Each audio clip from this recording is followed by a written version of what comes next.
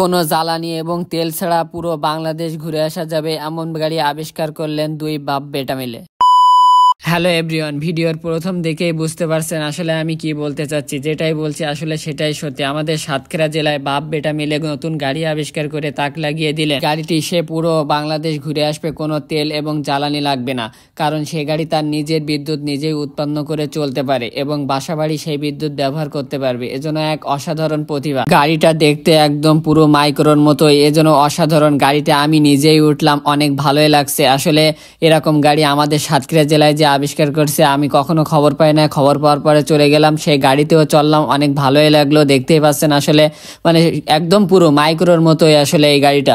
যে একটা গাড়ি আবিষ্কার করছেন এটা সম্পর্কে আমরা বিস্তারিত জানতে চাই। এটা আপনারা কিভাবে আবিষ্কার করলেন এবং এটা কিভাবে চলে, কতদিন সময় লাগছে? যদি একটু এই গাড়িটা হচ্ছে আমার আব্বু আবিষ্কার করছে। এই গাড়িটার বিশেষ সুবিধা হচ্ছে গাড়িটা হচ্ছে আপনার কোনো জ্বালানি লাগবে না চলতে গেলে।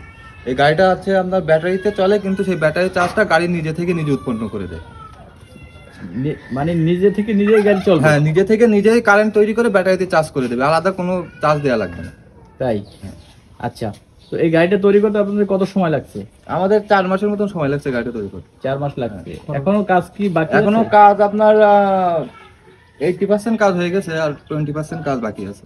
আচ্ছা, তো এই গাড়িতে আপনাদের খরচ পড়ছে কত?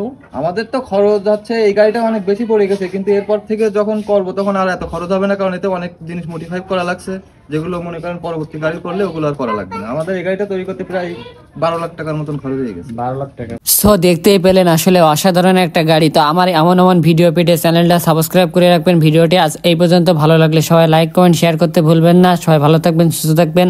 আল্লাহ হাফেজ।